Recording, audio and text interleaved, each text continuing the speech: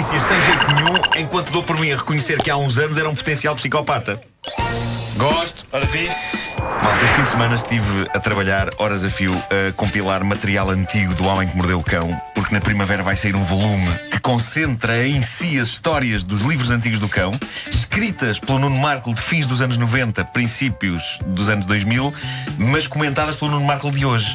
O livro vai ter imensas notas de rodapé, incluindo notas de rodapé atuais a notas de rodapé antigas.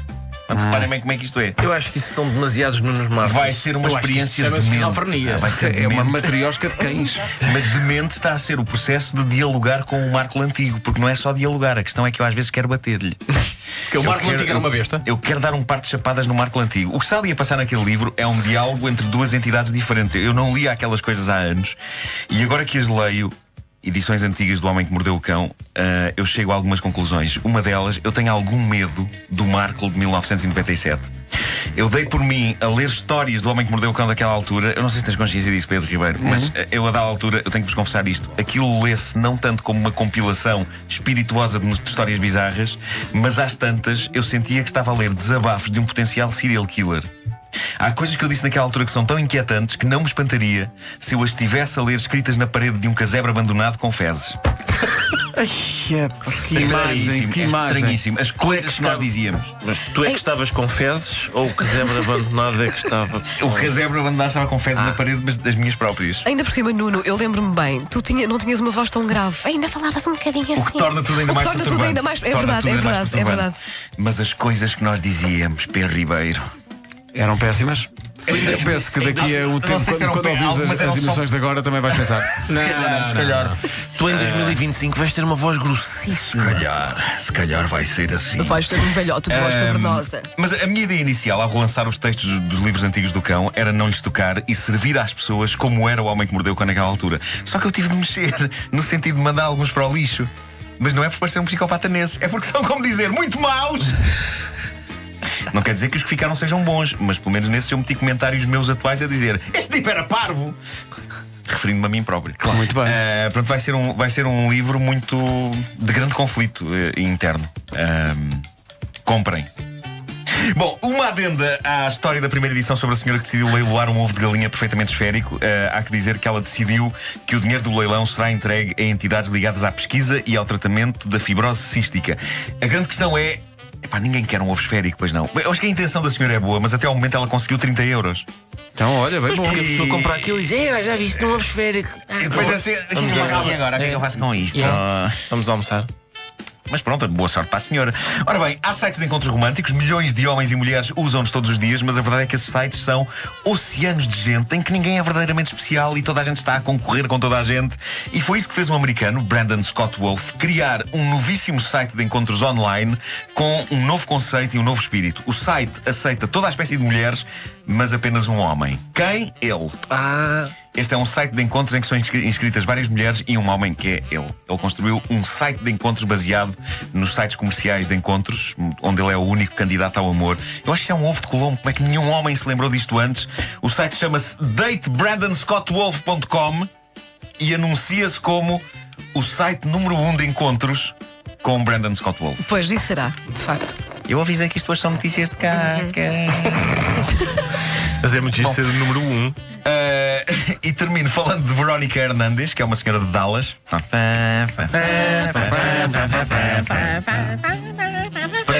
Prédios, carros. Sombra de helicóptero. Bom, ela está no 9º mês de gravidez. Mais dia menos dia sai o garoto. E aqui está uma senhora que nunca parou de trabalhar durante toda a gravidez. A questão aqui é a profissão que esta querida senhora tem. Pessoal, esta senhora é engolidora de espadas. Está grávida. Está grávida e não parou de trabalhar. Eu acho que há profissões que uma pessoa consegue ter durante a gravidez. Eu não sabia que engolidoras de espadas podia ser uma delas. Consta que está a correr tudo bem. Estamos a falar de uma senhora que chega a engolir lâminas de quase 40 centímetros nos seus espetáculos. Ela diz que adora correr riscos, mas que confia no seu talento e que por isso nunca nada de mal aconteceu ao bebê. Mas de repente estou a imaginá-la a fazer a ecografia e a perguntar: doutor, é menino ou menina ou menina? Menino ou menina? E o médico: é a Torianzo, minha senhora. Kill Bill. É pá, que Kill grande Bill, referência. referência. Era uma referência ao Kill Bill. É a as pessoas que não viram o Kill Bill Agora tem que ver o ficaram Kill um Bill. bocado Pedro Ribeiro, apanhabonés. fizeste o Kill Bill. Não. Ele nunca viu, mas ele acha que não vai gostar. Pedro- não é? Ele tem o Kill Bill do Vasco em casa. O Pedro Ribeiro já devolveu. Ainda tens dois Pedro dedos. Ribeiro, não, já Mas devolveu. vais dizer com esse já devolveu. Pedro Ribeiro teve os 2 filmes Kill Bill em casa dele durante 3 anos. E nunca temos viu. dois não viu. Temos dois Kill Bis. Eu Ele plural. diz, ele diz, sim. eu emprestei-lhe os 2 Kill Bis. Eu nunca E é o consegui. visto. Foram anos de debate interno na minha cabeça. Eu nunca consegui escolher uma Thurman. Ora, aí está. Ora, olha, que bela, Tu viste? hein? Mesmo assim, Pois mesmo é. na reta final. É assim é que elas acontecem. É verdade. Bomba. E agora vocês não sabem, ficam a saber. quê? Depois das 10, edição especial. Parabéns, Wanda Miranda. Porque ainda não falámos disso hoje. Não, é um assunto que de facto, Foi muito. Ao passo. Foi. ainda não foi abordado esta manhã. Depois das 10 vai ser fartar vilanagem, que é uma expressão que eu gosto. O Homem que Mordeu o Cão foi uma oferta Homes Place, onde Nuno Marco passa a vida fazendo fitness, nutrição e spa. Mordeu o cão. Especialmente spa. Epá, assim eu adoro tomar banho.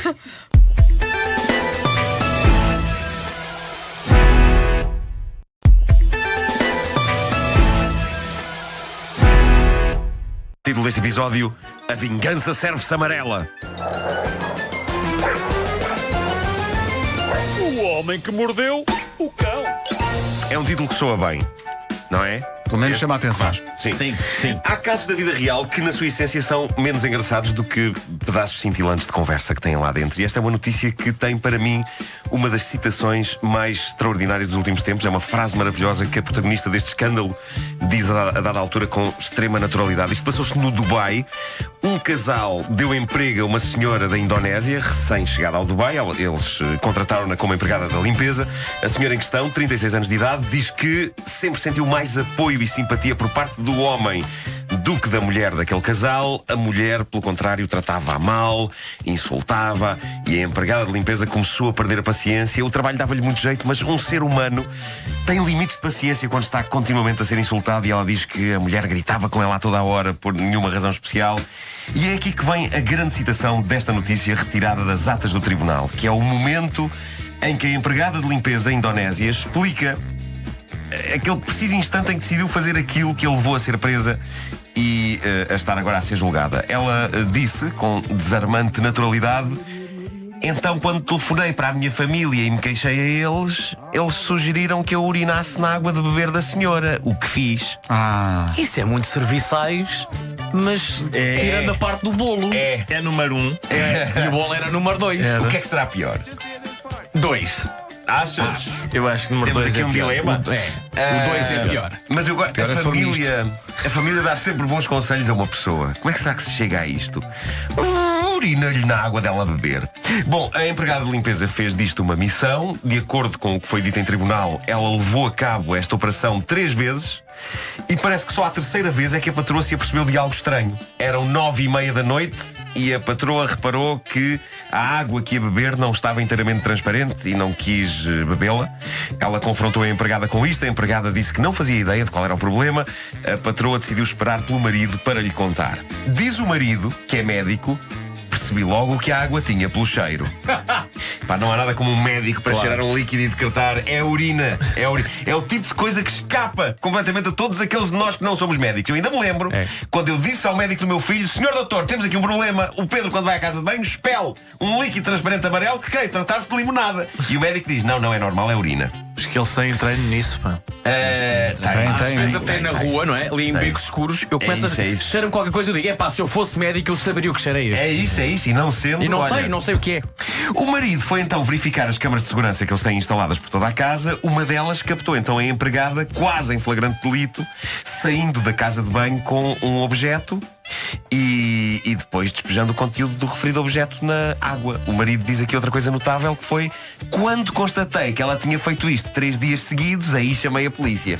Foi preciso 3 dias. Pá, isto também é um doce de pessoa, de facto. Ele tratava muito bem a senhora. Fossem É uma 2. coisa. Ele viu o primeiro dia e. Foi uma fraqueza, querida. Ela se calhar até. Olha, se calhar foi sem querer. Se calhar deitou urina na tua água sem querer. Se calhar confundiu os frascos, achou que era sumo. Depois foi mais para trás na fita. Ela já tinha feito isto anteontem. Esta assim já merece que eu vá ter uma conversa com ela, porque 2 dias a pôr urina na água já começa a ser um bocadinho desagradável. E foi preciso ver pela terceira vez e bom, não vou chamar a polícia. E agora vem o momento final em que analiso esta história e tento desenhar aqui uma moral. De modo a que O Homem que Mordeu o Cão seja um espaço em que todos possamos aprender alguma coisa. E qual é que é a moral? Agora se calhar vai ter que ser sem música, não é? A patroa parece que era de facto um estupor. Mas se calhar isto resolvia-se de outra maneira. Como vingança contra uma besta malcriada e injusta, o verter de copos inteiros de urina na água que essa besta bebe é de facto aquela coisa que até pode apetecer, mas cabe-nos a nós ser humanos e optar por soluções mais dignas. É verdade. Dignas de uma espécie que evoluiu e que é capaz de coisas maravilhosas neste planeta. O xixi nunca é a resposta. Nunca As pessoas têm que se capacitar disto. O xixi nunca é a resposta. E eu gostava que isto ficasse aqui bem explícito. Em vez de copos inteiros da própria urina, porque não pequenas porções de fezes de cão, discretamente misturadas na comida. Um bocadinho aqui, outro ali. Fica no ar a questão para reflexão. Atenção a isto. A Rádio Comercial acabou de sugerir aos ouvintes. Bom, Se quer caso de vingar. necessidade, Sim. ponham então. Mas é só quando as pessoas são grandes bestas, não é? Claro. Sim, claro. Forem bestas medianas. E isto é para efeitos de humorismo. Claro. Porque o que está aqui em causa é o seguinte: é Nuno Marco insurgir-se dizendo: o quê? Xixi, isso é grotesco, isso é uma barbaridade. Ponham antes cocó de cão. E aí surpreende. Também porque o cocó é de cão, não é de ser humano. Exato. E eu acho que isso cria ali uma certa distanciação. Mas Nuno Marco acaba por estar a ser faceto. Pedro, e se carregasses nesse botão, interrompêssemos já esta linha de raciocínio? Devia ter feito isso há 2 minutos. Agora já está. Agora já está. Já não se pode desouvir. Bom, O Homem que Mordeu o Cão é uma oferta Homes Place, 17 anos igual a 17 euros de mensalidade. Visite um clube e saiba mais. Mas isto foi um momento muito meta. Nós estávamos a discutir a própria. Isto foi fascinante. Nós humorismo, não é? Nós E é o que dá começámos quando por- a banda não está cá. Pois, Não deem xixi em cocó de É cão. isso. Há muitas palavras que me ocorrem para descrever o que se passou. Fascinante não é uma delas. Não. De facto.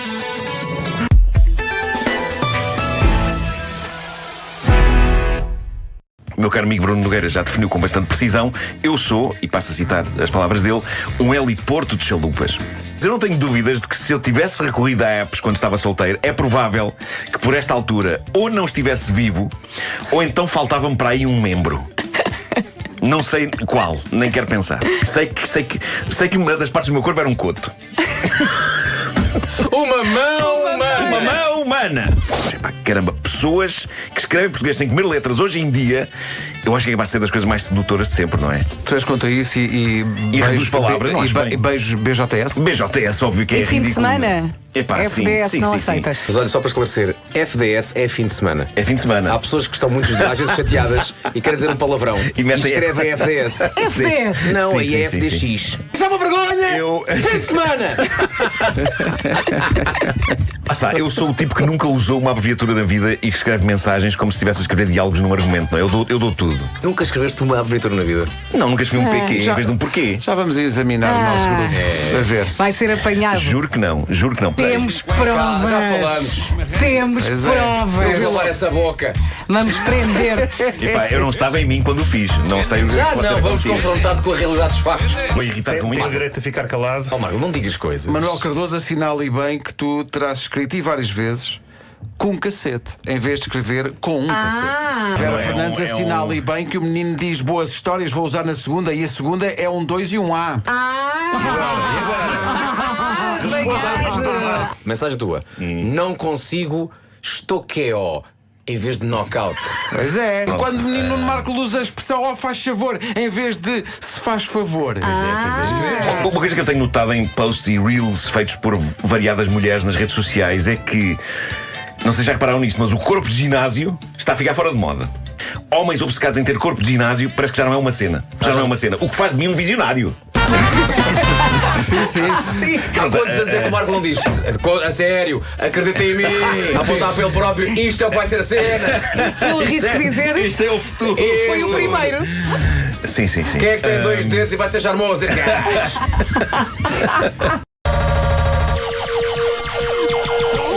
O homem que mordeu o cão traz-te o fim do mundo em cueca. Ele é. Título deste episódio: Joshua não comeu o anel de noivado, mas podia. Foi um husky que me disse. E disse mesmo usando palavras reais, porque os huskies falam. Ui. Bom, há uns anos, quando eu tinha tempo, quando eu tinha vagar, eu corria. Tive uma fase em que corri bastante.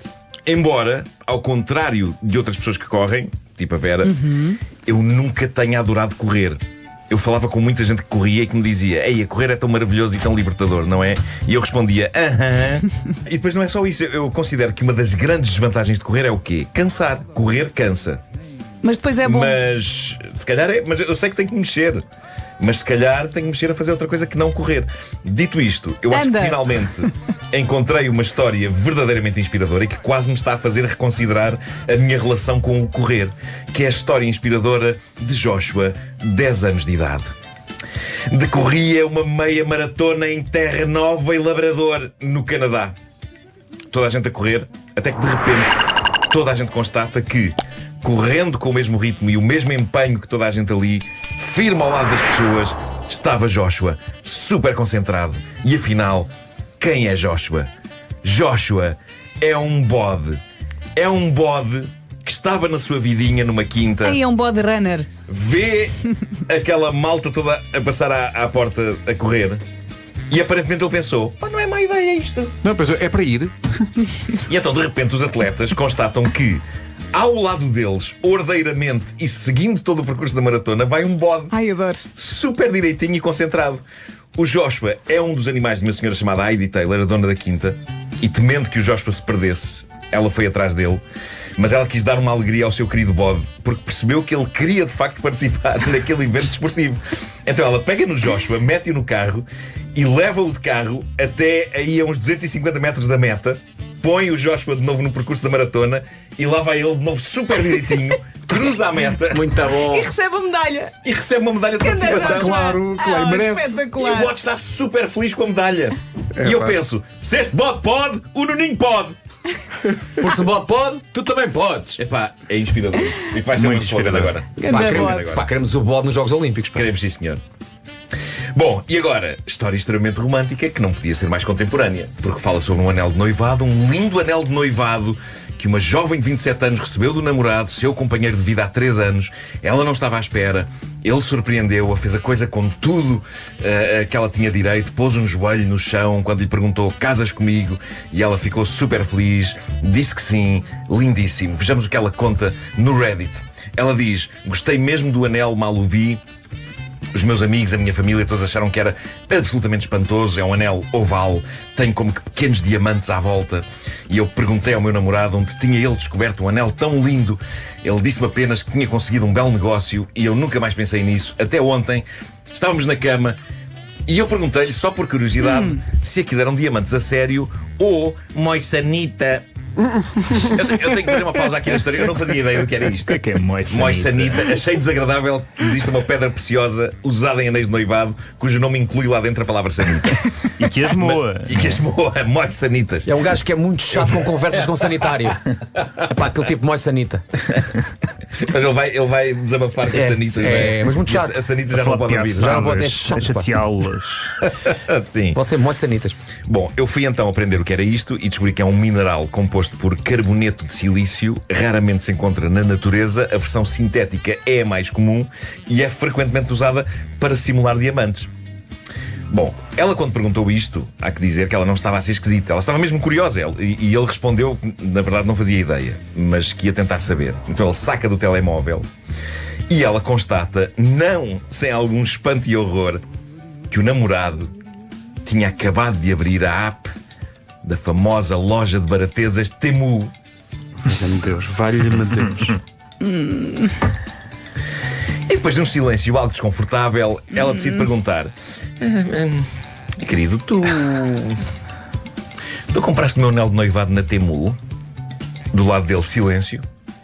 Eu creio que foi esse o momento em que ele se apercebeu da velocidade com que cavou um fosso metafórico, no qual metaforicamente se enfiou e metaforicamente se cobriu com terra metafórica. Claramente ele não sabia o que responder. Quer dizer, sabia, mas não queria. E diz ela que fez a pergunta de novo: estás a ouvir? Tu compraste o meu anel de noivado na Temu? E aí ele tem um ataque de fúria e revoltado diz: mas porquê? Isso importa para alguma coisa? E diz ela, ato contínuo, levanta-se da cama, sai do quarto e acaba a dormir no sofá. Ele próprio fez tudo isto. Ele armou um É escândalo. interessante porque é como se ele soubesse de antemão onde é que aquela discussão ia terminar e atalhou logo. Saiu do quarto antes de haver discussão e por iniciativa própria foi para o sofá da sala. Diz ela, passei a noite tão confusa e esta manhã decidi descarregar a app Temu para o meu telemóvel e fui à procura do anel. Encontrei-o e vi o preço que ele pagou por ele. 4,90. Não, 38 euros.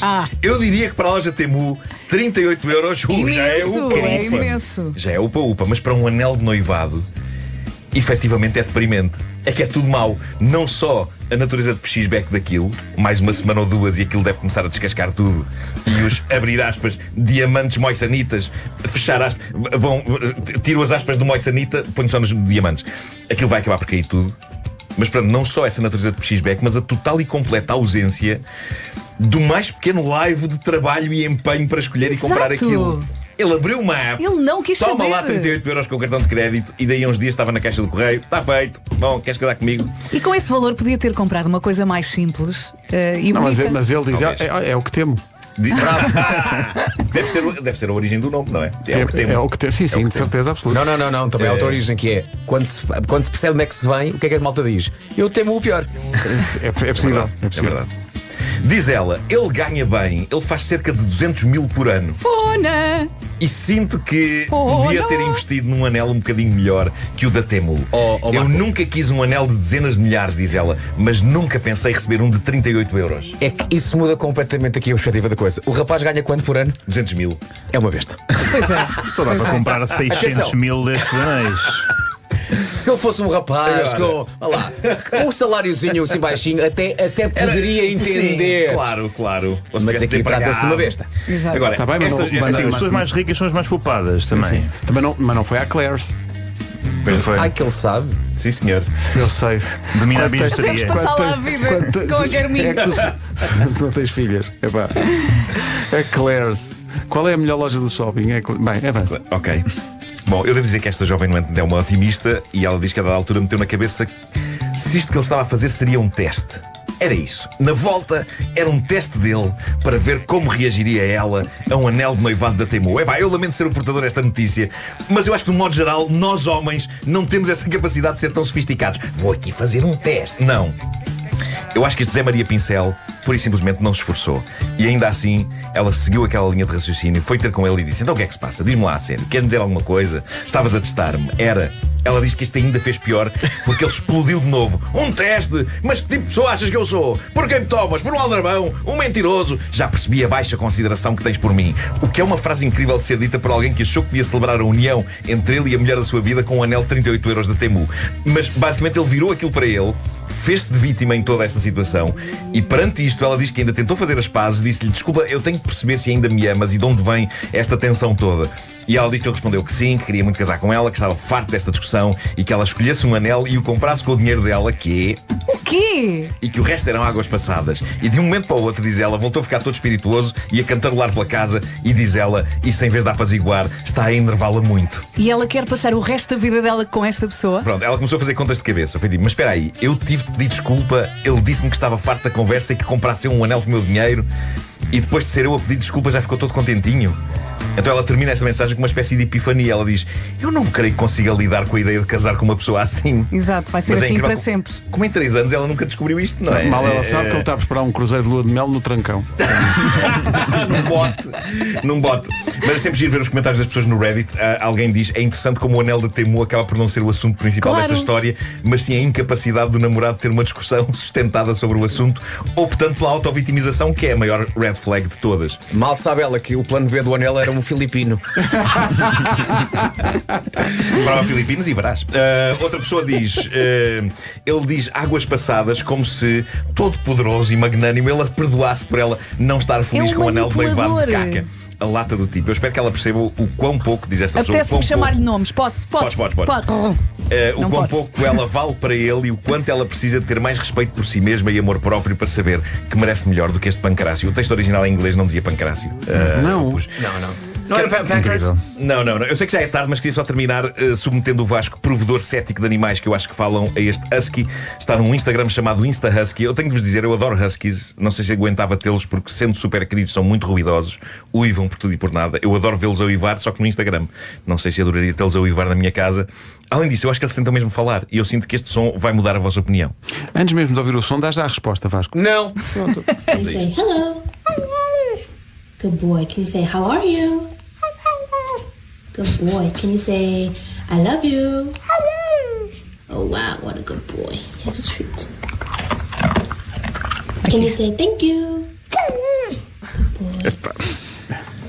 Olha, Manel, olá Manel, tudo bem? O I love you é Manel, tu parecido. és novo aqui nesta questão dos cães que falam. É um debate que Sim, nós temos há anos. só entra recentemente nos cães que falam. E eu gostaria de te angariar para a minha causa. Pá, eu acho que houve aqui no máximo um 50% de possíveis falas. Mas não notas que há uma tentativa objetiva do cão de imitar? Eu acho que ele está Repete lá essa palavra. Uma tentativa do cão de imitar. Tentativa. O cão não fala. Não percebes? Há uma tentativa de imitação do som que a dona está a fazer. Mas eu acho que isso já devia contar. Não. Mas repara, I love you Porque- é muito fácil. É o que as donas sugerem sempre. A Mas quando melodia ela diz, do I can you love say you. thank you? E depois ele não faz só um. Pobre Aquilo mal-agradecido. pode ser Não. qualquer coisa. Não, eu por acaso acho que thank you até soa parecido. Não. Não, I love you sou a melhor. Soa, não soa. O homem que mordeu o cão traz-te o fim do mundo em cuecas. Título deste episódio: Gêmeos vivendo vidas tão brilhantes que até se conseguem ver lá de cima a grande altitude. Ui.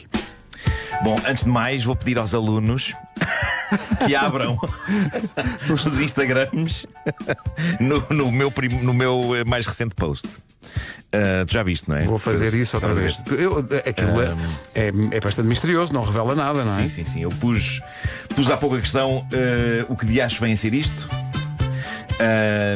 E as teorias são muitas, mas está na altura de conhecermos a história por trás desta fotografia. Isto é muito intrigante. Um homem num avião a fazer um voo entre a cidade de Ho Chi Minh, no Vietnã, e Melbourne, na Austrália, deparou-se com algo francamente estranho quando, sem nada para fazer, decidiu olhar pela janela do avião. Era noite escura quando o fez, e foi então que viu algo que o intrigou seriamente, porque de facto é invulgar. No meio da escuridão, aquilo que se via lá em baixo eram estranhas formas retangulares luminosas de vários tamanhos. Muitas formas dessas. Isto é tirado de um avião? É, de várias dimensões, quadrados, retângulos, triângulos, perfeitamente Parecem destacados confetis, no meio do negrume noturno. Se parecem confetis. E aproveitando a rede Wi-Fi que o avião tinha, o homem postou de imediato um TikTok onde escreveu: alguém que me ajude, alguém sabe o que é isto. E a imagem é de facto estranha. Eu publiquei há pouco no meu Instagram, e podem ir lá ver e dar a vossa opinião, caríssimos ouvintes. Há várias opiniões já sobre o que isto é. Eu já vou dizer o que é. No TikTok do tipo que publicou isto, há pessoas a dizer: eu julgava que tinhas filmado o chão de uma sala de espetáculos depois de um concerto. Pois, exato, podia ser, perfeitamente. E que isso eram confetis. De facto é isso que parece. Eu nunca diria que aquilo era a vista aérea de nada, mas é. A ideia dos confetis entreteve alguns seguidores dele no TikTok. Uma pessoa disse: tu estás a sobrevoar uma plantação de confetis. Quando o confeti está pronto, eles depois cortam em pedacinhos. É isso, é a colheita do confeti. Isso, a colheita do confeti. Está na altura. Outra pessoa nos comentários responde: isso parece-me que é o mapa que ainda não carregou. Parece um bocado, não é? Pixels a tentar formar uma imagem. Outra pessoa diz: isso são notas de post-it. E há outra que diz: mas é a alcatifa de um salão de bowling. E há uma que diz: isso é o mundo que está a dar erro. O mundo está a dar... Isso é possível, Adorei. Isso é bem possível. Adorei essa. Bom, no meu Instagram também há várias opiniões. Pirilampos, diz Bruno Soares. Inês da Luz diz: Tetris ou Minecraft. Há aqui pessoal a dizer que são peixes bioluminescentes. Depois também há pirilampos, né? Luzes da cidade. Sim, barcos. Alguém a jogar Tetris. Sim, deixa lá ver. Sapos. Parecem peças de um puzzle, diz Borboleta Azul com alma. Barcos. Temos aqui serpentinas que saíram em foguetes, diz Carla Pinto. Ok. Peças de Lego, diz R baleia para alguém descalço pisar. Meu Deus, possível, como sim. dói, como dói. Confetes sobre a água, Papeizinhos, balões de legam ali no papel, chão, alguns pede-se- na China. Sim, há muita coisa. Deixa lá ver se há alguma mais bizarra. O fim do concerto do Harry Styles, diz Manuela Rocha. Podia ser, sim. Fogo de artifício. Sim, os confetis é de facto a coisa mais repetida. Há quem diga carpete. Bom, no TikTok do tipo, a dada altura, finalmente aparece alguém a explicar o que de acho vem a ser isto. Estas estranhas formas recortadas, quase fluorescentes, destacando-se na escuridão da noite, na superfície do planeta Terra, vistas de um avião bem alto. A grande questão é: conheces a pitaia? A fruta. Também conhecida como fruta do dragão. Sim, sim. Aquele avião estava a sobrevoar campos de cultivo de pitaia. Não posso crer. O que nos leva a questionar: mas porquê a luz brilhando no escuro? A pitaia brilha no escuro? Não, senhor, o que se passa é que nas quintas desta fruta, que é cultivada bastante no Vietnã, os donos das quintas deixam luzes fortíssimas de LED acesas durante a noite para enganar as plantas e fazê-las crer que é verão e que os dias estão maiores. O que aparentemente faz com que as pitaias cresçam mais e mais depressa. O que significa mais lucro para os agricultores. Então aquilo são Não podia adivinhar. campos de pitaia iluminados, só que vistos num avião àquela altitude, parecem confetes fluorescentes. É fascinante isto. Já aprendemos algo hoje. É pá, extraordinário. É lindo. Olhando para a imagem, podia ser tudo, nunca ninguém iria dizer. Eu julgo que isto é no Vietnã e são campos de pitaias. Mas olha que há seguidores do meu Instagram que dizem, já passei lá por cima Ok. e sei o que é. Pois é verdade. Vá, lindo, lindo. Bom, e agora, uma história real tão bizarra que parece tanga, mas não é absolutamente delirante. Isto anda viral desde há uns dias, embora não seja uma história de hoje. Na verdade é uma história que foi tornada pública em 1979, mas é tão boa que é intemporal e ainda hoje é falada. E ontem, quando o nosso produtor André Penin me enviou isto, eu pensei: é deste material que se faz O Homem que Mordeu o Cão, a rubrica Escolha do Consumidor, no programa matinal Escolha do Consumidor, na estação de rádio Escolha do Consumidor. Foi, obrigado São aos muitas consumidores. São muitas escolhas. Muitas escolhas de consumidor que nos choveram em cima nos últimos dias. E isso é incrível. E obrigado aos consumidores por nos escolherem. Bom, os protagonistas desta história são dois irmãos gêmeos que foram separados à nascença. Eles foram adotados por dois casais do estado de Ohio, na América. Cada um foi para um casal. Os casais não se conheciam. Não houve mais nenhum contacto entre os dois bebés. Portanto, cada um levou para a frente a sua vida. Um com o nome James Arthur Springer, o outro com o nome James Edward Lewis.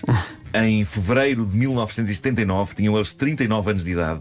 Os gêmeos reencontraram-se e o que aconteceu foi chocante para eles, mas basicamente para toda a gente. Chocante não no mau sentido, mas no sentido em que o mundo e a vida e o destino, ou lá o que queiram chamar, é capaz de coisas bem bizarras. Recordo, eles foram cada um para duas famílias diferentes, sem contacto uma com a outra, duas famílias que não se conheciam. Eles só tiveram contacto um com o outro aos 39 anos de idade. E quando se reencontraram, constataram o seguinte: que ambos tinham casado e se tinham divorciado de mulheres chamadas Linda.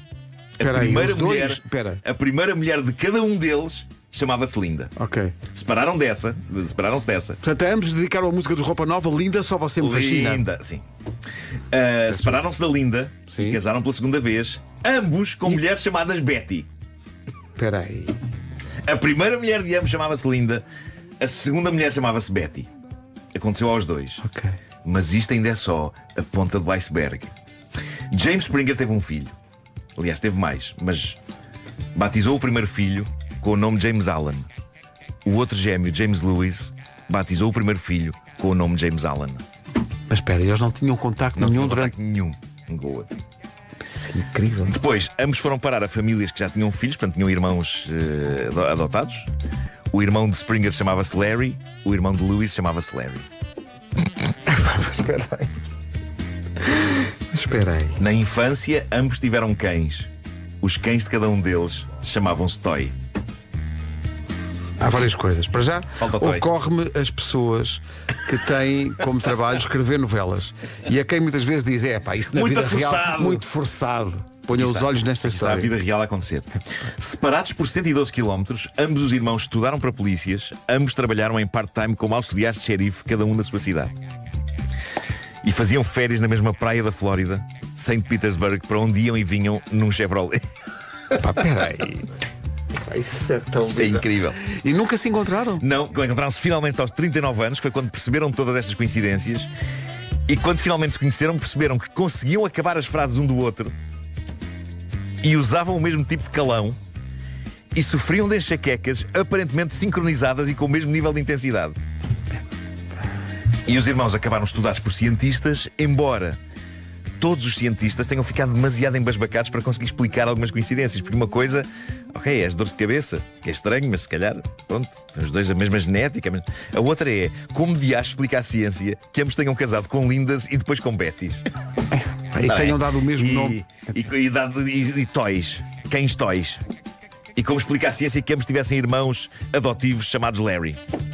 Incrível, incrível mesmo. Isto é absolutamente de enlouquecer. Mas o que é certo é que eles foram separados à nascença. Depois disso, sem qualquer contacto um com o outro, estas duas pessoas viveram vidas rigorosamente idênticas. Curiosamente, olhando para fotografias deles, só houve uma coisa em que não coincidiram: os penteados. Um tem risco ao lado, o outro tem uma franja que eu considero francamente parva. Essa é a única coisa. Eu acho que vamos ter que mostrar a fotografia deles. Não, mais do que isso. Quero esse contacto para dar à Inês Castelo Branco para o inacreditável. Porque isso é de facto uma história inacreditável, incrível. O homem que mordeu o cão traz-te o fim do mundo em cuecas. O homem que mordeu o cão traz-te o fim do mundo em cuecas. Título deste episódio: quanto vale um livro? Quanto vale um túnel? Quanto vale uma cabeça de tubarão? É lá. Antes de mais, temos que começar por esta questão. Ontem, quando ia com o Vasco para as gravações do programa Taskmaster, encontro no Instagram o anúncio a uma coisa que me pareceu a prenda ideal de aniversário, sendo que eu faço anos no mês que vem, não é? E então trata-se de um insuflável gigante comemorativo dos 50 anos do clássico filme Tubarão para uso em piscinas. O que é que aquilo faz? Aquilo reproduz a icónica cabeça do tubarão do filme de boca aberta, com tamanho suficiente para uma pessoa adulta não só sentar-se relaxadamente lá dentro a tomar o seu refresco com as pernas de fora, mas também para uma pessoa se enfiar lá dentro e andar pela piscina a mover-se, a comer os amigos, não é? Exatamente. Mas tu queres isso? Mas quem é que quereria? Eu sim. Epá, eu quero muito isto. Se ele quer isto, Eu foi a quero viagem muito toda, isto. Foi a viagem toda a falar sobre isto. Eu concluí que desejo aquilo. Desejo aquilo. E de imediato mando o link à minha namorada a dizer desejo isto. E aquele amor de pessoa apoiou o meu desejo. Ai, como é possível? Já Vasco Palmeirim, a meu lado, demonstrou ceticismo. Isso é tralha. Isso é Quais foram as tuas tralha. palavras? Disseste mais um. Mais um Mono. pedaço de plástico vai ficar a apodrecer e a ganhar verdete. Exato. Foi o que eu disse. No entanto, demonstraste interesse suficiente para enviares o link do anúncio para a tua esposa. É muito Bárbara, caro. Sim, senhor. Porque tu- Eu convidei-me instantaneamente para ir à vossa piscina. Sim.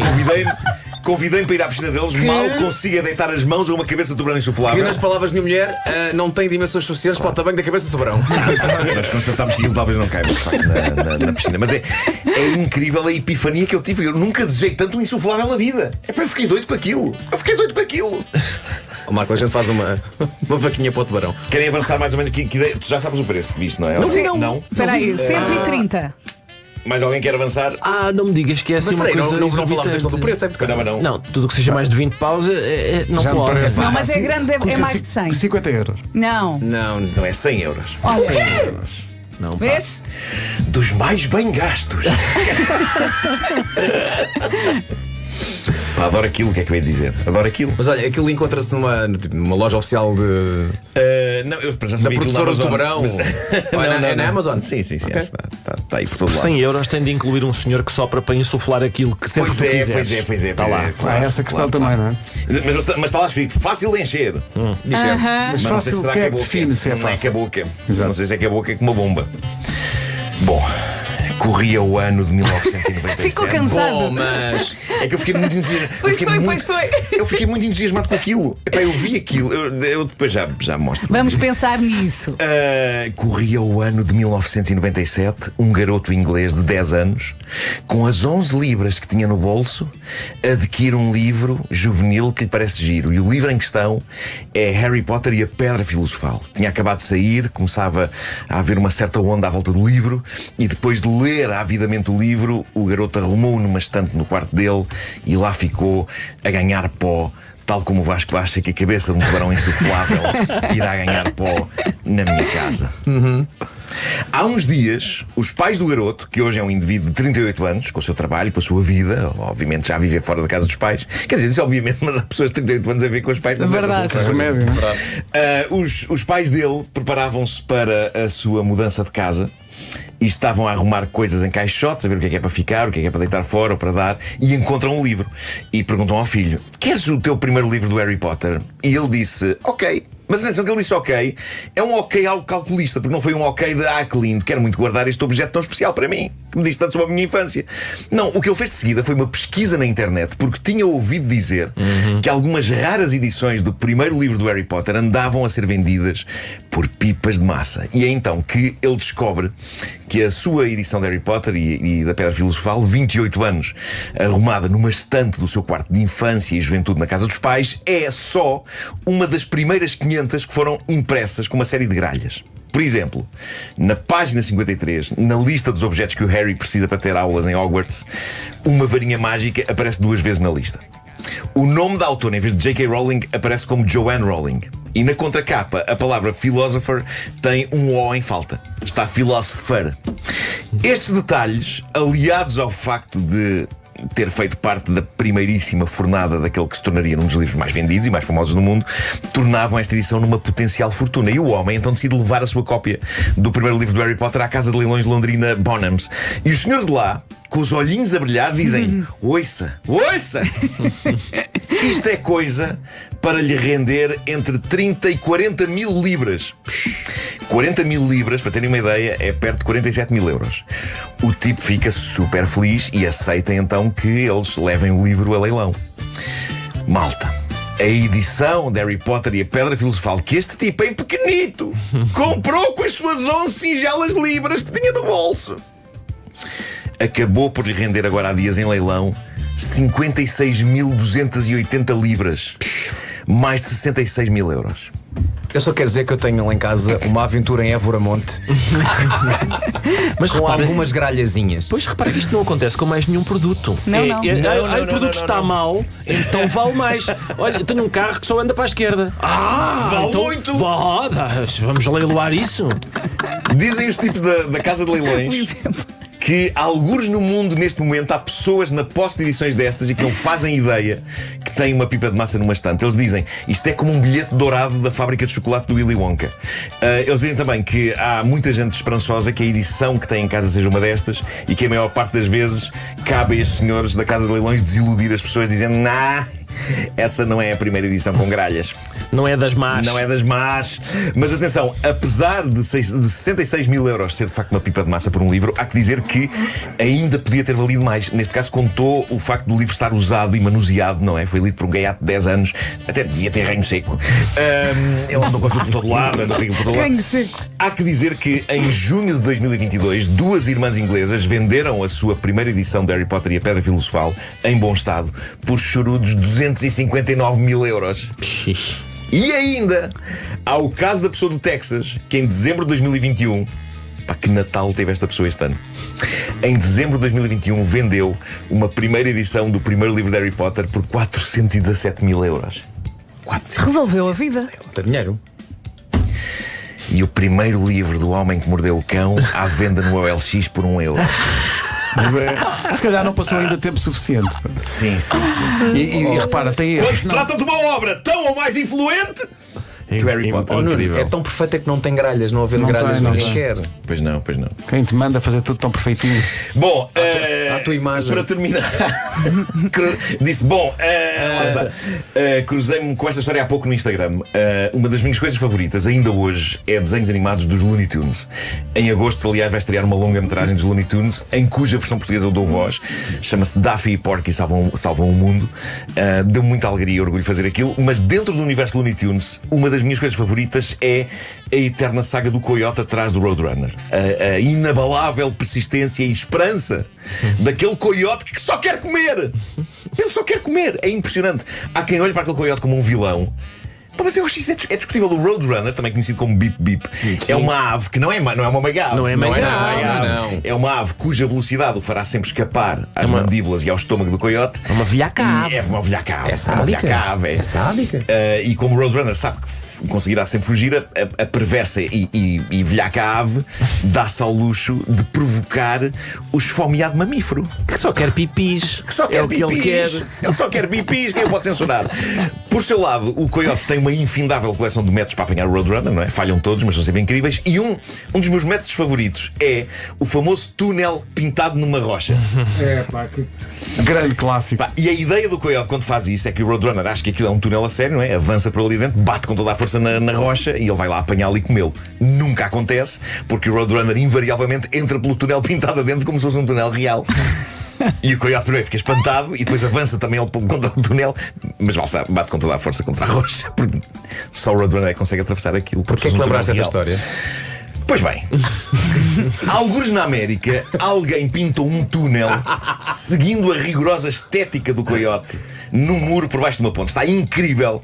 E pessoas que pintaram isto deram-se ao trabalho de pintar até um Roadrunner perfeito ao lado do túnel pintado. Vão para o inferno. Malta, não é que há um condutor que enfia com o carro para dentro do túnel pintado.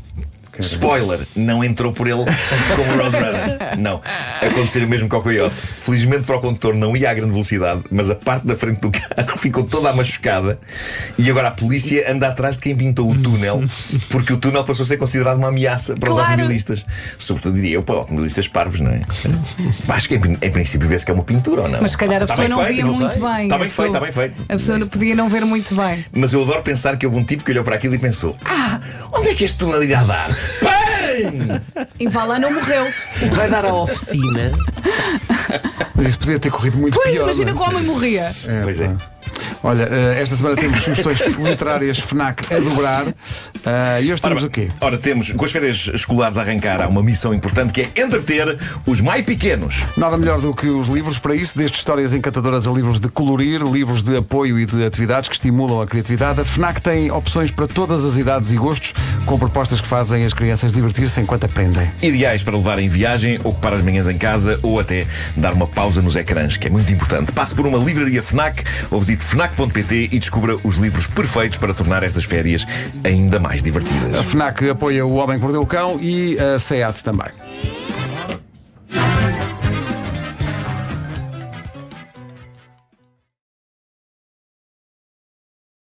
O homem que mordeu o cão. Bom dia, Facebook. Olá, olá. Olá, Facebook. Olá. Título deste episódio: Não urina aí, seu urso, que vem aí, meu sogro. Bem. Olha, sabes o que é que este mosaico me faz lembrar hoje? Vocês lembram-se que há uns anos na TV Cabo que havia um canal que era o Mosaico, que tinha os canais todos em quadrícula? Sim. Claro. Sim. Claro, Lembro-me disso. inclusivamente o famoso canal 18 que eles Aparecia a da altura pequenino. tiraram. Canal 18, canal é esse? No Marco? Eu não tinha esse canal. Pois não. Era um Espera, canal. estás a falar obviamente do canal Viver. Nunca isso, vi, mas já ouvi falar. Claro que sim. Mas não sei se vocês se lembram que houve uma altura em que o Mosaico deixava num dos quadradinhos do canal 8 acontecesse lá o que estivesse a acontecer. E eu lembro-me de estar em casa com a família, não sei o quê, e de haver um cantinho em que estava de facto a acontecer catacum. Mas olha, porquê Em grande plano. que em família era o canal do Mosaico que estava ligado? Estávamos a ver o que é que poderia estar para dar. E de repente estava ali com catacum. Muito bem. Bom, Conta lá. antes de mais, eu estou furioso porque o meu bairro está em obras e já vos tinha dito isto no outro dia. E então é natural que haja ruído durante esta edição do Homem que Mordeu o Cão. Sei que há muito pó, há pó entrando pela casa Não, dentro. pó e calor, que sonho. É tudo mau. Eu neste momento eu ofereço esta casa a quem quiser. Quem é que quer esta casa? Eu ofereço esta casa. Olha, Nuno, por falar em casa, desculpa lá, antes de começares, já houve aqui um ouvinte que colocou a questão, e a questão que toda a gente está a pensar: o ar-condicionado portátil já chegou? Funcionou bem, já chegou. E é ótimo. É ótimo. Afinal, Pronto. o pinguino Chegou. valia a pena? Valia a pena, sim senhor. Estou muito contente. Cliente Estou muito satisfeito. contente. Isso é que é preciso. É verdade. Pronto. Bom, Na América continua a guerra das máscaras. Há cada vez mais, vamos chamar-lhes sarcasticamente, revolucionários, daqueles que nunca mexeram uma palha por nada na vida e que agora encontraram finalmente uma coisa que os faz sentir-se rebeldes, que é a história das máscaras. Esta malta, quase toda apoiante de Trump, acredita que as máscaras anti-Covid-19 são parte de uma conspiração liberal para controlar as pessoas por via da falta de oxigênio, ok? Sendo que alguns acreditam que se trata de um ritual pagão contra Deus Nosso Senhor e a sua criação do sistema respiratório. Claro. E então as coisas estão a atingir píncaros de loucura, se bem que o que é que não está hoje em dia na América a atingir píncaros de loucura? Eu acho que aquilo é uma espécie de uma apocalipse por aquelas bandas. Lembram-se quando aquilo era a maior potência do mundo? Aí já vai.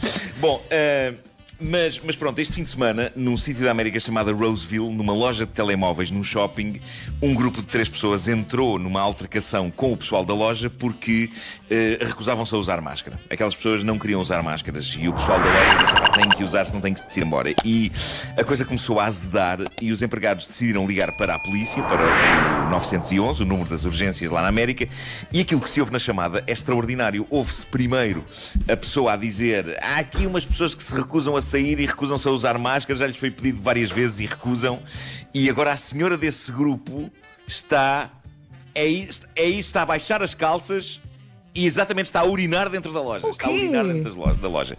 Isto aconteceu. Uma senhora, neste grupo de clientes que se recusava a usar máscara, decidiu baixar as calças e urinar no soalho do estabelecimento.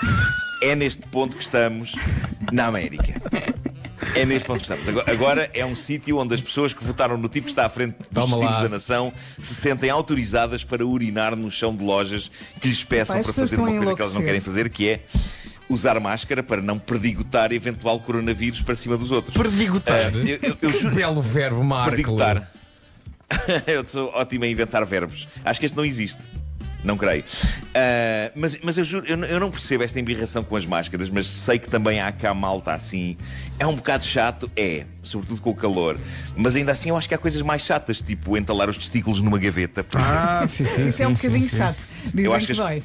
As pessoas deviam dar valor ao facto da proteção requerida contra o coronavírus ser basicamente usar máscara e lavar as mãos. Imaginem se fosse entalar os testículos em gavetas. As senhoras estavam livres dessa. Vera, se não passavas por isso. Já ouvi dizer. Embora eu sinta que há senhoras com testículos maiores que alguns homens, felizmente metafóricos e impossíveis de entalar em gavetas. Bom, ainda sobre esta história, o mais giro é que a senhora disse aos empregados da loja, quando eles lhes pediram para eles usarem máscara, ela disse, e passo a citar: absolutamente não. Então, mas agora somos alguns animais. Ela disse isto e minutos depois urinou no chão. Que é curiosamente uma coisa que tem sido o meu dia-a-dia aqui em casa por causa de um animal e não de uma pessoa. Quando diz urinar no chão, não és tu. Exato, eu também tens lidado com isso, não é? Quando não diz tem sido o meu dia-a-dia, já estava a imaginar alçar a perna nas esquinas da casa. A chiclete não deve fazer mais nada. É a chiclete. Agora imaginem o que é. Terra das obras cá dentro, não é? O pó das obras e a urina da chiclete. Portanto, eu vivo numa estraqueira. Eu vivo numa estraqueira. Deixa-me celebrar aqui publicamente realmente o primeiro dia em que meu cão riu.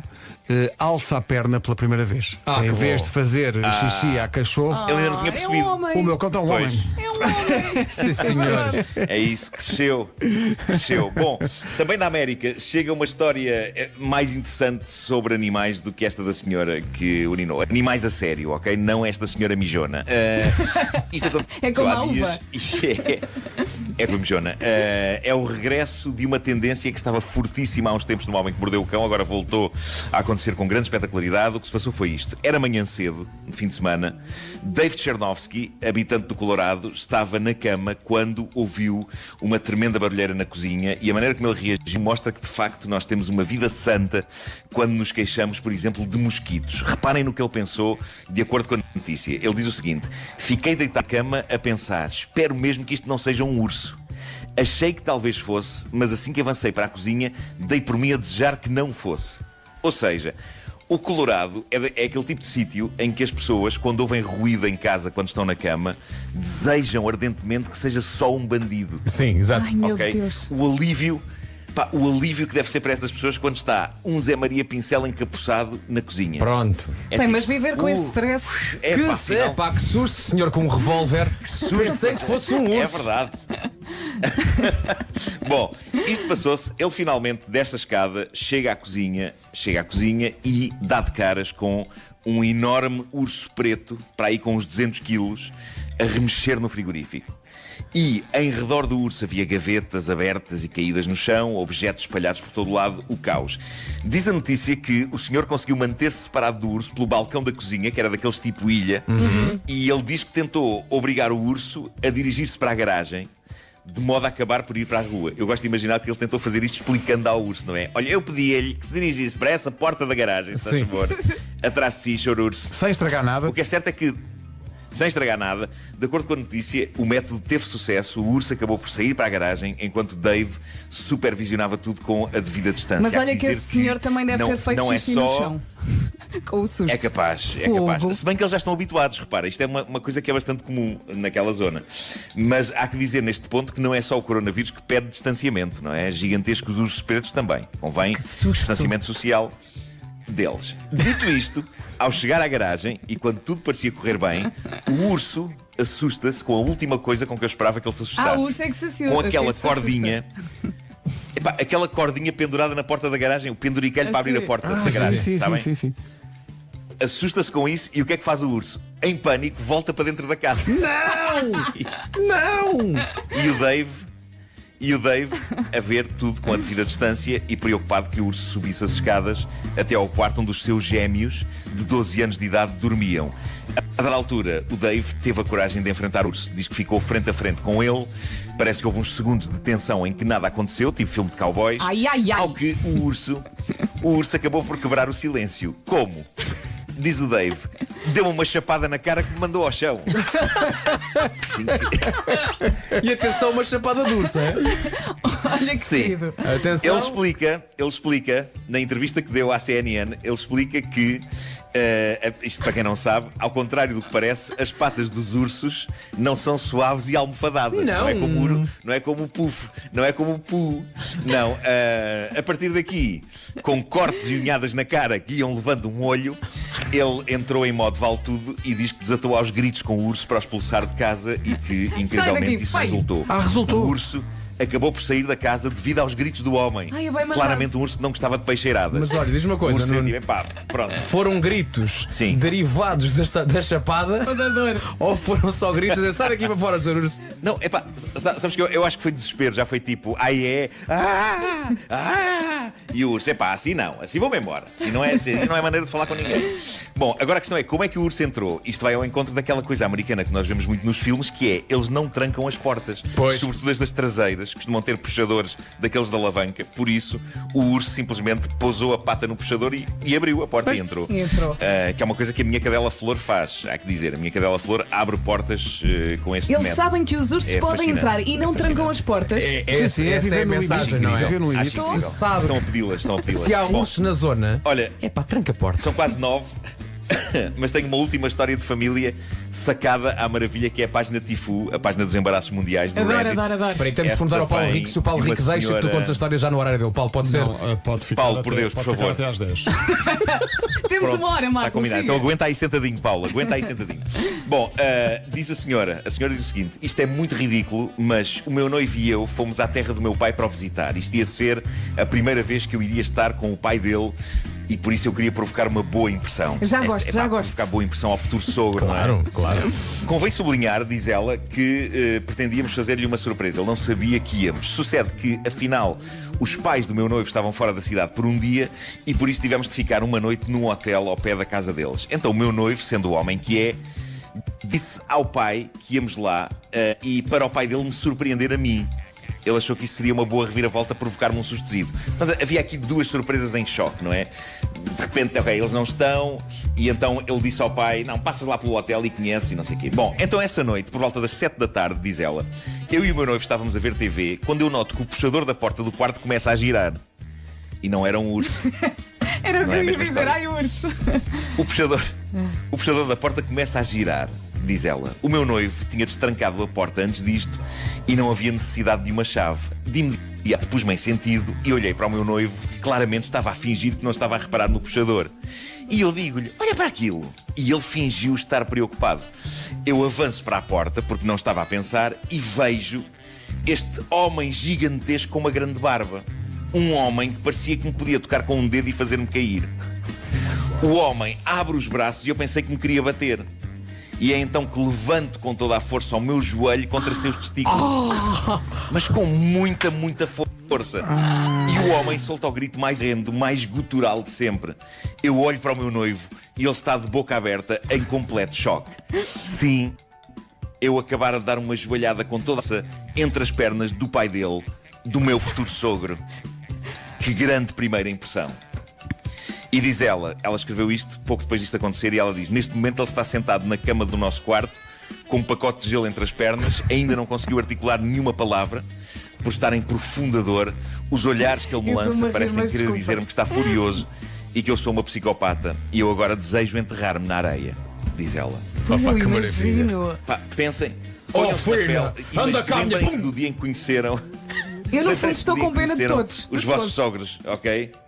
Deus, imagina. Coitado.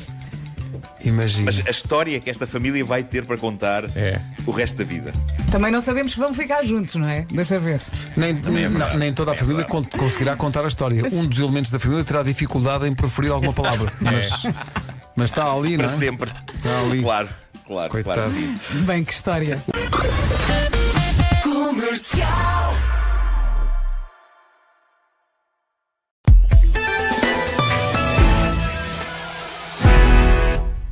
Neste episódio, o que é aquilo no céu? Amor ou um robô canibal? Isto é bom, não é? Isto é bom, não é? O homem que mordeu o cão. Tinhas uma argola Há aqui uma parte dos meus headphones que se soltou e parecia um brinco. Parecia um brinco. Bom, vamos começar isto. Ai, é amor. Ai, ai, ai, é amor, é amor. Bom, vou começar com uma das coisas mais românticas que eu já vi. Acabaste de citar Morango do Nordeste. Citei Morango do Nordeste. Foi bonito.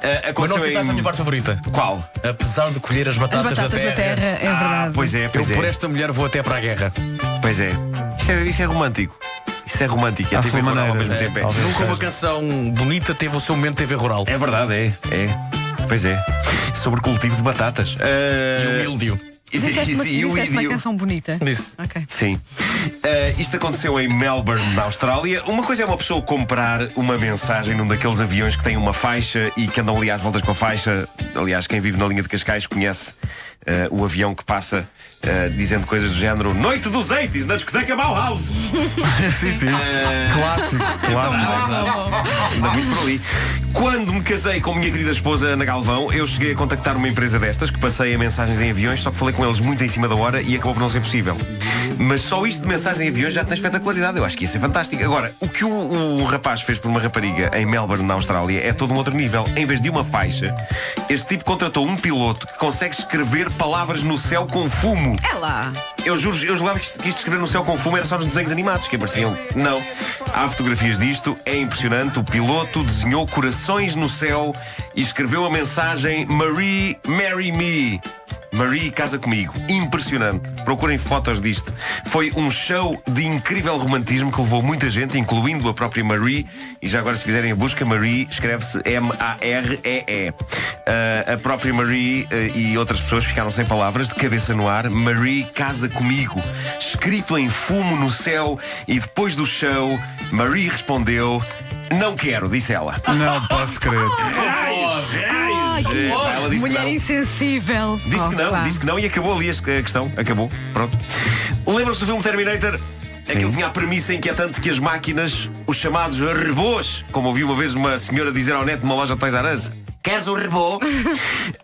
Mas dizia eu, a premissa do filme Exterminador Implacável era que as máquinas revoltavam-se contra os homens e eventualmente acabavam a esmagar a humanidade. Meus amigos, eu lamento dizer-vos, mas estes são os dias em que isso começa. Esta notícia foi-me enviada por vários ouvintes, sedentos do nosso sábio e pertinente comentário. Isto aconteceu na Coreia do Sul. Na Coreia as pessoas gostam de dormir cestas no chão.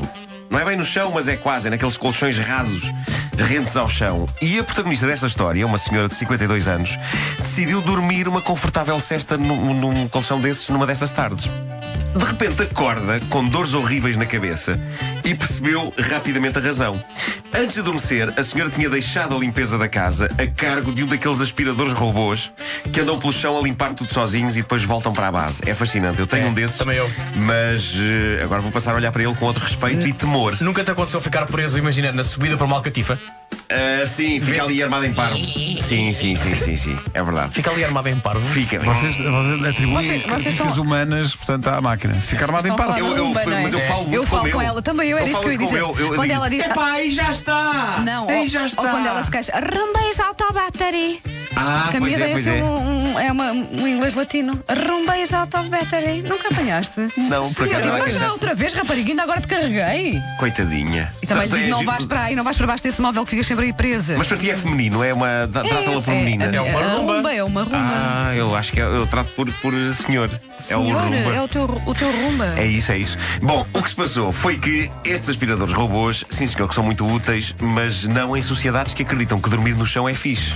E então o que se passou foi que este robô, sim senhor, que tem sensores que o impedem de bater em obstáculos, e a senhora de 52 anos que dormia no chão era de facto um obstáculo, só que isso não era válido para os longos cabelos da senhora que, enquanto ela dormia, se espalharam e que o robô aspirador, com extremo zelo, desatou a aspirar com toda a força.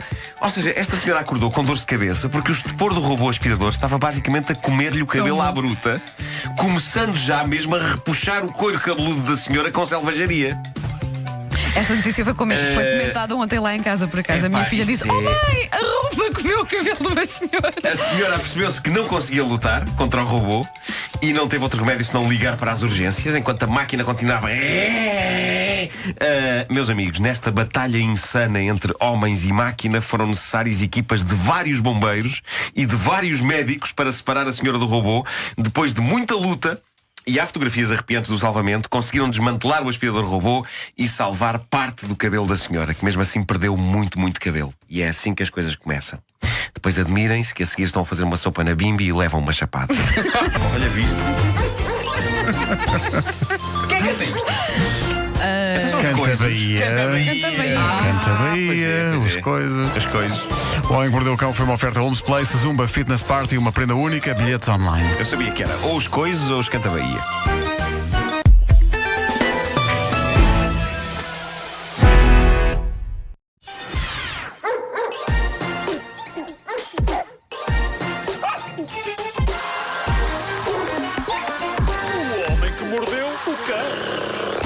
O Vasco vai odiar este título, mas vou ter de dizer. Título deste episódio: Vamos já levantar e tudo para me ir embora, quer dizer. uma coisa que me aconteceu a mim e outra que aconteceu aos japoneses. Até amanhã.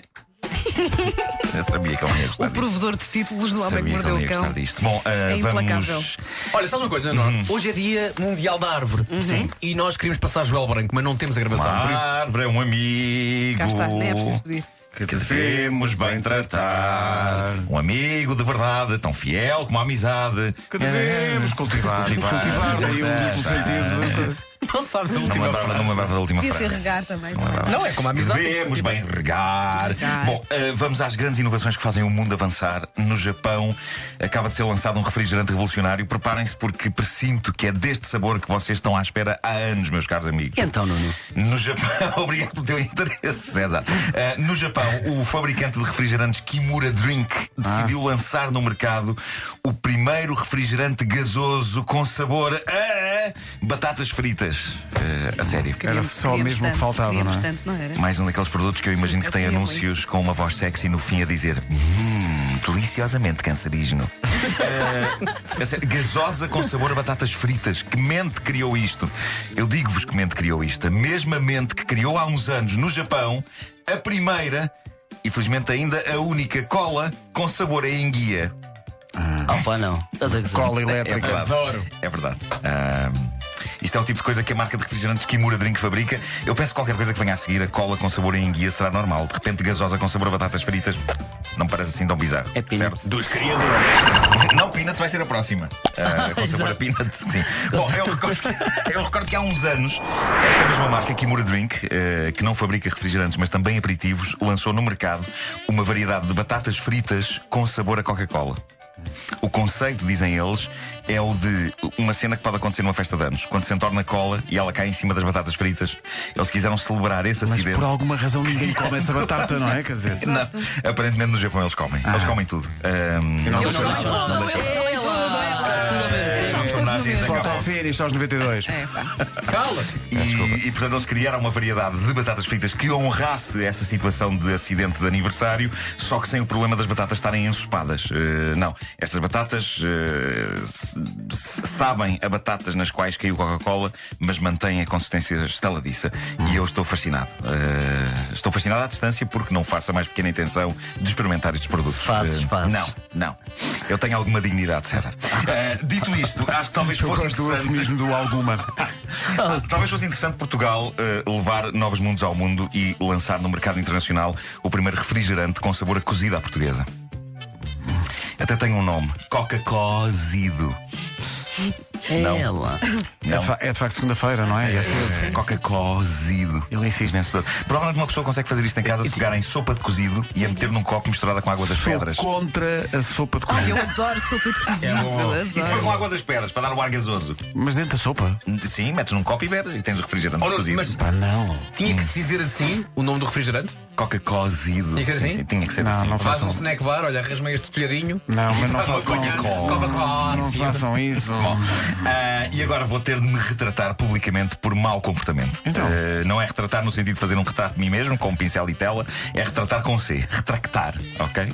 Devido ao mau estacionamento, Pelo menos antes do acordo ortográfico, retratar tinha C, certo? Retractar. Agora não sei como é que está. Já não tem. Agora confundo. Agora é difícil perceber se uma pessoa está a fazer um retrato ou reconhecer um erro. Já não se consegue. Olha, não sei de nada. Acho que é mudo caiu. Bom, eu gosto de pensar em mim como um indivíduo extremamente civilizado, mas caramba, este fim de semana falhei. Pela primeira vez na minha vida, eu que costumo ser a vítima da selvageria no trânsito, fui eu o agressor. Pela primeira vez na minha vida, num estacionamento, recebi o clássico papelinho escrito à mão, preso nas escovas do carro, porque digamos que eu posso ter-me esticado um bocadinho no que toca a estacionar o carro.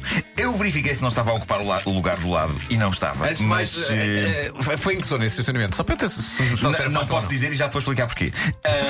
Já vou explicar porquê.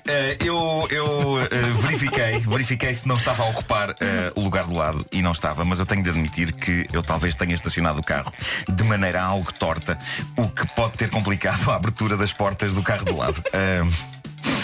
Isto levou a que alguém deixasse um recado escrito num papel, escrito com letra de fúria. O recado diz: aprenda a ser cívico, pois a sua liberdade termina onde começa a liberdade do outro. Não é forma de estacionar um carro. E depois não vem não vem 2, mas 3 pontos de exclamação. Ui, logo os 3. Eu já fiz o meu pedido de desculpas no Facebook e eis-me a fazer o meu pedido de desculpas na rádio. Esta pessoa não me insultou, mas usou 3 pontos de exclamação e uma frase épica: a sua liberdade termina onde começa a liberdade do outro, que me fez sentir um vilão num filme sobre um regime opressor. Em suma, isto tocou-me. Por isso, se está a ouvir isto, cara pessoa a quem eu compliquei a vida no sábado de manhã, diga qualquer coisa, pois estou disposto a pagar um galão e um croissant no Café Martins. Quem chegar à frente tem a de provar que é a pessoa certa, dizendo onde é que isto se passou. Ok. Não é que eu seja contra pagar galões e croissants a todos os ouvintes que vierem aqui dizer que isto se passou com eles. Porque os nossos ouvintes merecem todos galões e croissants. No post do Facebook não disseste onde era. Não disse onde era, não. Tens a certeza? Tenho a certeza absoluta. Pronto. Absoluta. Mas quero fazer justiça, quero pagar um galão e um croissant à pessoa certa, que será o galão e o croissant da paz. E por favor, que não seja uma pessoa psicopata, tá bem? Podes fazer uma coisa. Sim. Dizes o texto e a pessoa tem que reproduzir com a sua própria letra e depois comparas. Tens razão. Isso espolha. Bem visto. O Vasco às vezes Não, coisas. porque o texto, porque a fotografia do papel, a pessoa pode imitar simplesmente o. Ok. Pois é. Já foi má ideia, desculpa. Pois é verdade. O Vasco e as suas ideias. Estava tudo a correr tão Não, bem. mas depois tem que dizer onde é que isto passou.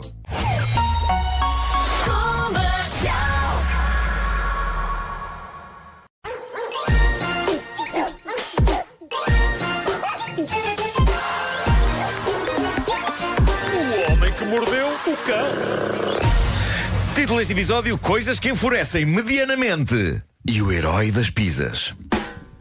Antes das coisas que enfurecem medianamente, tenho que falar no Herói da Manhã, que é de facto um entregador de pizzas.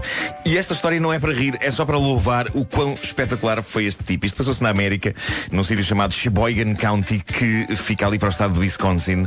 Ponham-se na pele deste rapaz. Ele vai fazer o trabalho dele, vai entregar uma pizza numa casa. Quem abre a porta é um homem, 55 anos de idade. Atrás dele, mais afastada, está uma senhora, mais ou menos da mesma idade. O homem está a receber a pizza e está a pagá-la. O entregador de pizzas, no meio do processo, cruza o olhar com o da senhora lá atrás e ela move os lábios sem fazer qualquer som e está claramente a tentar dizer alguma coisa.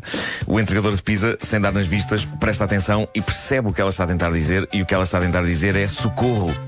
Incrível.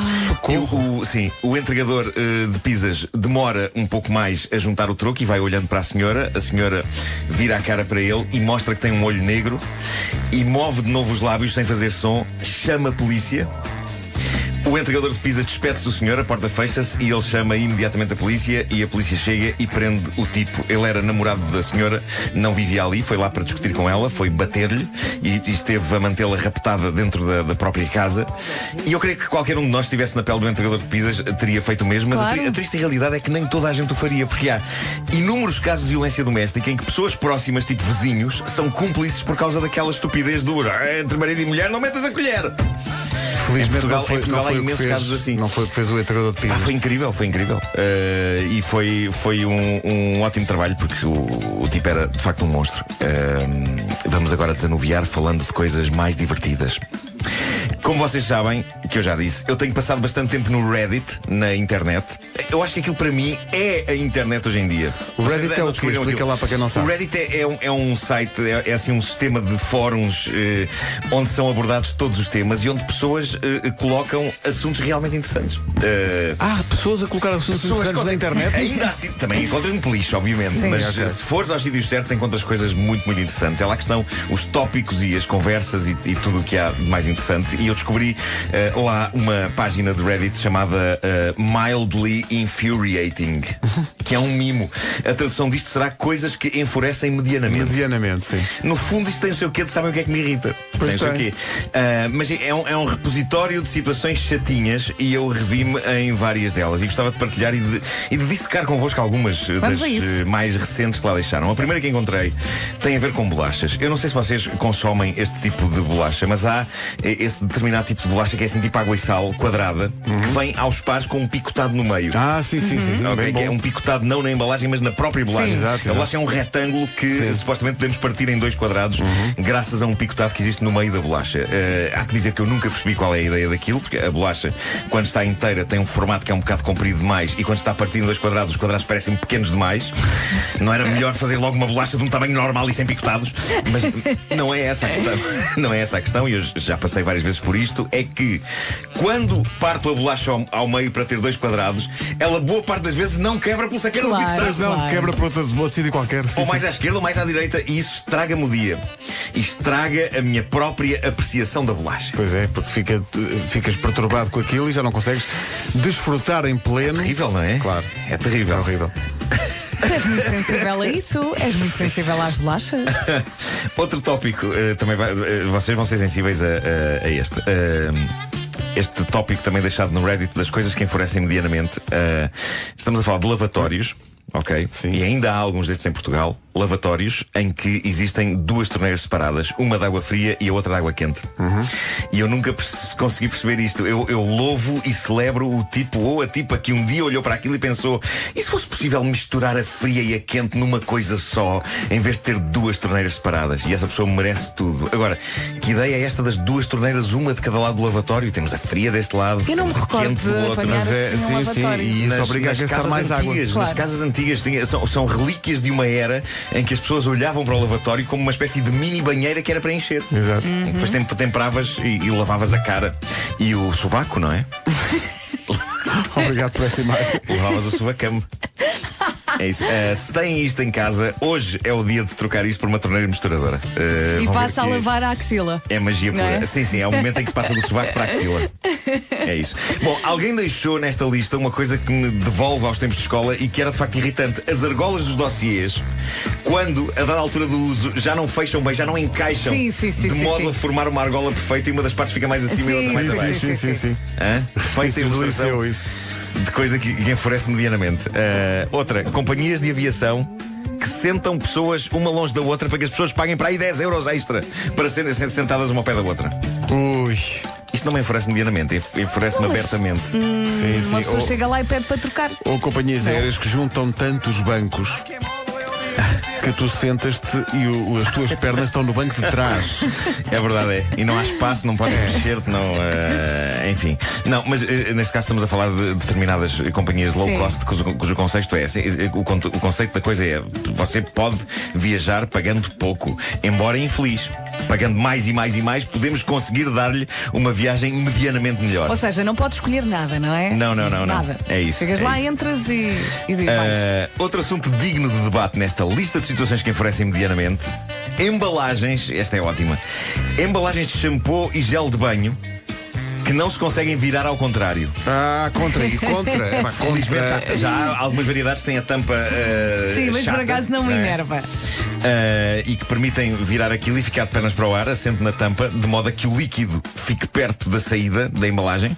Mas há embalagens que têm a tampa curva e, portanto, têm de ficar de pé. E não conseguimos meter aquilo de pernas para o ar. E quando o gel está no fim, não temos outro remédio que não virar a embalagem e esperar que aquele líquido espesso deslize do fundo para o gargalo. Ou então deixas no cantinho da banheira ali na esquina. Mas fica estranho.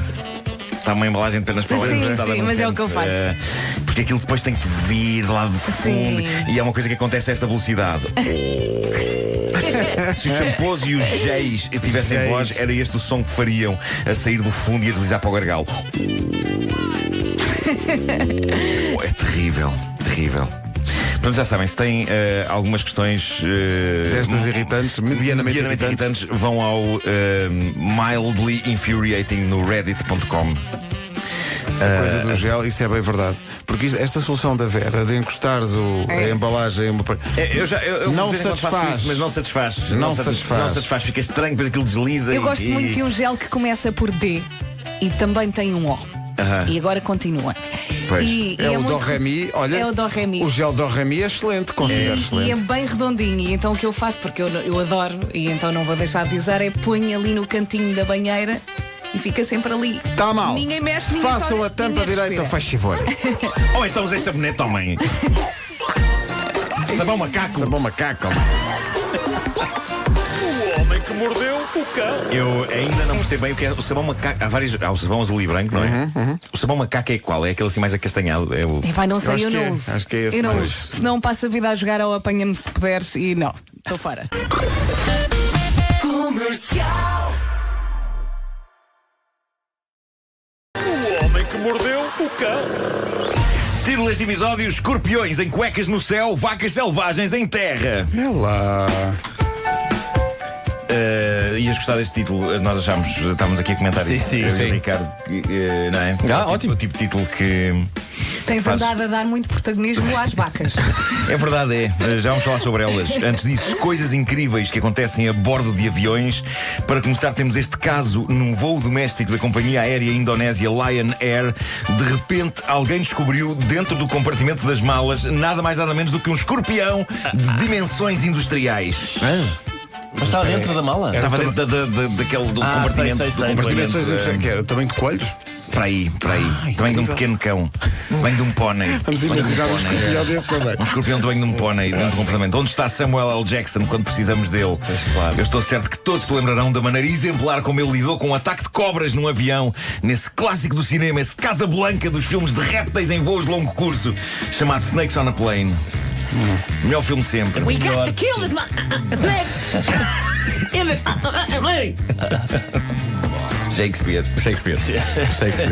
Voltando a este voo doméstico na Indonésia, o que se passou foi que uma passageira abriu o compartimento das bagagens, deu de caras com o escorpião, gritou de horror e fugiu. E consta que o próprio escorpião também terá gritado de horror e ter-se assustado, tendo corrido para a parte incerta e levado um avião cheio de passageiros em pânico a correr para as portas de segurança, atropelando-se uns aos outros.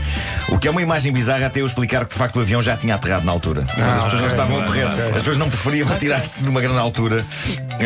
Não, o escorpião terá dito: uma passageira, que nojo! Sim. Estavam naquela espera habitual de abrir as portas e teria sido pior se tivessem descoberto o escorpião a meio do voo lá em cima. Mas não deixa de ser incrível o poder que uma criatura consideravelmente mais pequena que um ser humano exerce sobre um avião cheio de seres humanos, tudo horrorizado com uma criatura pequenita, um pouco como o Facebook de Maria Vieira. Que mordaz! Foi desnecessário, é pá. Não vale a pena. Não batam mais na parrachita. Bom, esta não é a única história de horror a bordo de aviões que tenho para vos contar hoje. Na passada terça-feira, num voo de longo curso da Air France entre Paris e Los Angeles, um passageiro decidiu, a dada altura, despir-se da cintura para baixo. Mas calma, não integralmente. Ele decidiu passar o resto do voo em boxers, ok? Ok. Porque sim. E gerou polémica. Porque sim, a resposta é porque sim. E eu gosto da maneira como a notícia que tive acesso descreve o que aconteceu. Porque a notícia diz assim: a decisão gerou várias críticas por parte dos restantes passageiros do avião. Gosto da maneira quase institucional como este texto aborda um tipo que se pôs em cuecas, né? A decisão gerou várias críticas. Vale tanto para um tipo em cuecas como um decreto-lei na Assembleia da República. Exatamente. Ótimo. A cobertura deste acontecimento foi feita em tempo real por uma passageira americana, Lizzie Thompson. Ela foi publicando fotografias e atualizações no Twitter, tirando partido da rede Wi-Fi que alguns aviões têm hoje em dia. Ela conseguiu tirar fotografias bastante próximas do senhor, já que ele viajava ao lado dela, e o homem simplesmente quis pôr-se à vontade.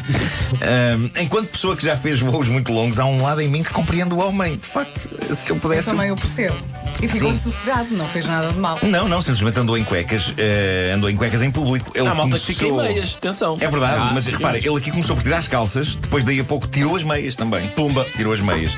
A passageira do lado diz que a tripulação passou várias vezes pelo homem sem mostrar um pingo de estranheza pelo que se estava a passar. E diz ela que, a da altura da viagem, o homem teve frio, mas nem assim vestiu calças, simplesmente vestiu um anorak e passou o resto da viagem de anorak e cuecas. Isto aqui já é ser hipster, não é? Já é um bocadinho assim, hipster, assim. Diz E a Lizzie manta, Thompson. a manta? O senhor não quis manta. Não quis manta. Diz Lizzie Thompson, a passageira, que o homem só voltou a vestir as calças quando o avião aterrou em Los Angeles. E isto é terrível porque o avião tinha de certo vários casais americanos que foram passar férias românticas a Paris e deviam estar cheios de romantismo e de imagens inesquecíveis na cabeça, de passeios no Sena.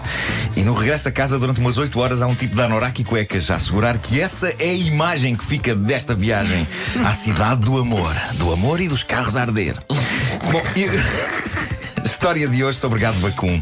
Tenho uma. E quem me dera todos os dias ter uma história sobre gado vacum. Se alguém souber de algum site que mantenha notícias atualizadas sobre vacas, que diga, porque isto devia ser uma sub-rubrica do Homem que Mordeu o Cão, especial vacas. Até tenho um pequeno tema musical. O quê? Tenho um tema musical para uma potencial. A capela? Sim, vou tentar fazer um instrumental com a boca também. Então vamos lá. Não sei se são interessantes ou fracas, mas temos histórias que versam sobre vacas. Bravo. O Homem que Mordeu o Cão apresenta suplemento vacas. Foi compacto. É uma canção um bocado assim minimal, não é? E melodicamente não é muito diferente daquela outra Não, dos senhores ouvintes, não é? Dos senhores ouvintes, sim. Tenham é calma, verdade. senhores Tenham calma, ouvintes. senhores ouvintes, sim. Bom, aconteceu em Hong Kong e eu estive há pouco tempo em Hong Kong, mas não vi nada disto. Aliás, eu nem consigo conceber do pouco que eu vi de Hong Kong como é que uma coisa destas pode acontecer, porque aquilo é uma floresta urbana de prédios para onde quer que se olhe. Mas diz a notícia que aqui tenho, há também vacas selvagens em Hong Kong. Não sei de onde raio é que elas vêm, mas parece que há. E o que aconteceu há dias é que pessoas estavam pacatamente a fazer as suas compras num supermercado, lá em Hong Kong, quando uma manada de vacas selvagens irrompe pelo supermercado adentro. Isto é fascinante e é assustador. De onde vêm estas vacas? Alguém que perceba bem a geografia de Hong Kong que me diga, porque eu estive lá e eu não percebo de onde podem surgir de repente vacas selvagens, uma manada de vacas selvagens. Sabes Só quem é que lá devia ir? Quem? O correspondente da CMTV em Viseu. As vacas selvagens entraram em Hong Kong. Assustaram as pessoas. Porque esse homem é um especialista. Esse homem é um especialista. Mas o que é que surgiu uma manada de vacas selvagens. As pessoas foram surpreendidas no supermercado pela entrada de uma manada que não fez mal a nenhum ser humano, mas avançou com aquilo que parecia ser um objetivo concreto e bem determinado, muito assertivas para a secção dos frescos e vegetais. E foi um autêntico buffet. As vacas deram cabo de todos os legumes e verduras que lá estavam.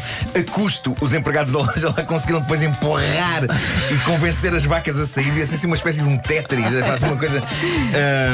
E elas foram à sua vida, desapareceram nas ruas da cidade. Agora, o que é incrível, de acordo com a notícia, é que estão contabilizadas perto de 1100 vacas e búfalos selvagens na zona urbana de Hong Kong. E isto tem acontecido de forma recorrente nos últimos tempos. Eu não vi lá nada, mas adorava ter visto. No entanto, quando lá estive, era época de saldos e estive em centros comerciais onde me senti gado, juntamente com centenas e centenas de pessoas a tentarem mover-se dentro de um shopping. A entrada de uma manada de vacas eu acho que tinha animado aquilo. Tenho pena, tenho muita pena. Até para desanuviar um bocadinho, sem dúvida. Mas a ideia de existir vacas selvagens. E ainda por cima em Hong Kong, que é absolutamente citadino, não é provavelmente um destino campestre. É quase como imaginares vacas em Times Square, em Nova Iorque. É uma coisa estranha. De onde é que elas vêm? Para onde vão? Não, para onde vão, tu sabes, vão para a zona dos frescos. Para a zona dos frescos, claro que sim. Há um vídeo, eu vou expor no Instagram, há um vídeo das vacas a comer no supermercado e pessoas a fotografar e a filmar. Todas felizes, tão organizadas. Gosto da imagem que tu dás deles a empurrarem as vacas. Empurrar as vacas, sim. Queiram sair, por para a favor. saída. As vacas bravas assustaram a população. Isso era uma reportagem que deu na CMTV. CMTV, é verdade.